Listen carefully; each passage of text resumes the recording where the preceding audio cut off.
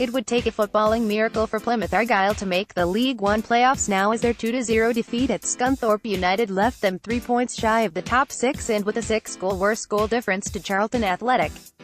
It was a tough night for the Pilgrims as their injury-hit side struggled to deal with an impressive Scunthorpe side that were simply too strong on the night and were worthy winners in the end. But what were the positives and negatives from the game? How the top of the League One table looks heading into the clash at Gillingham. Stranger things have happened in December. Plymouth Argyle were 5,000 over 1 shots to win promotion from League One with Sky Bet. You can get odds of 398 over 1 on Argyle winning 3-0 at Gillingham and Rockdale beating Charlton 3-0, which would see the Pilgrims pip the Addicts to 6th place in the table and take that final playoff place. Obviously, the reason the odds are so long is because it is unlikely. But stranger things have happened. Leicester were 5,000 over 1 when they lifted the Premier League title in 2016, so the bookies don't always get things right. Of course, it is unlikely. But what Argyle perhaps have in their favour is that Rockdale have to go in search of a victory to keep alive their own hopes of staying in League One. The final relegation place is between them and Oldham, who travel to a Northampton Town side that is as good as down, given their dismal goal difference. Keith Hill's men have been in decent form of late, when it looked like they were dead and buried not so long ago. All Argyle can do is go out and try and score as many goals as they can.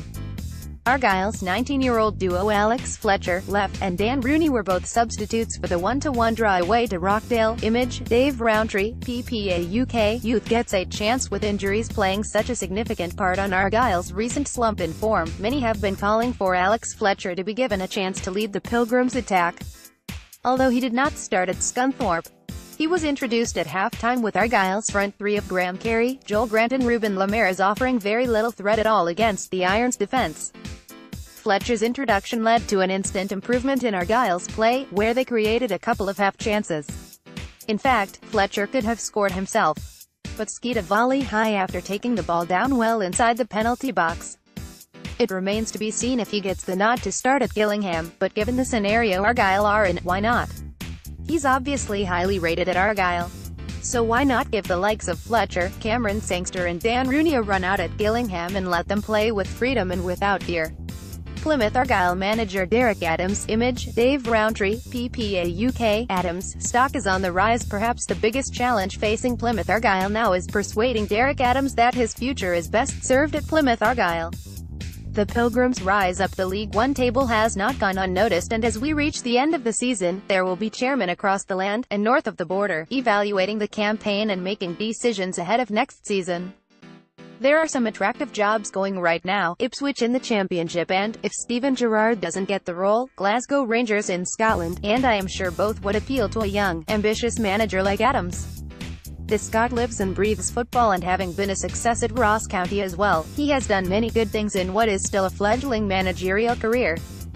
He is, of course, under contract at Argyle, but they now must match his ambition, or risk losing him to a club where he can progress and take his career further.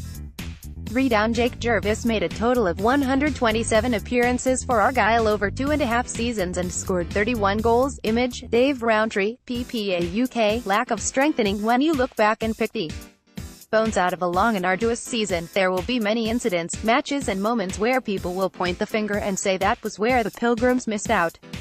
A poor start to the season didn't help, and Derek Adams has spoken publicly of issues going on that the general public don't know about, which obviously didn't help things either. But it is hard to look beyond the January transfer window and Argyle's failure to strengthen as a key moment of the campaign. If Adams was able to play his first-choice 11, then I have no doubt the Pilgrims would have made it. But injuries are a part and parcel of football, and when you are operating with a pretty small squad anyway, multiple injuries can kill your chances of success, and that is exactly what happened for Argyle. Was Adams significantly backed in January? Why didn't the club bring in players that would have bolstered the squad and helped them when injuries started kicking in and the squad became stretched? Argyle lost some key men in January, such as Tumani Diagoraga, Jake Jervis and Nathan Blissett. The latter two wanted to leave, but they needed to be replaced. Finding someone that would have been happy to sit on the bench is always going to be tough, of course, but when injury struck Ryan Taylor, the truth is that there was no one capable of filling his boots. David Fox of Plymouth Argyle clears the ball during the Sky Bet League One match between Scunthorpe United and Plymouth Argyle on Tuesday, the 1st of May 2018 at Glanford Park, Scunthorpe, North Lincolnshire. Photo: Dave Rowntree, PPA UK set-piece deficiency.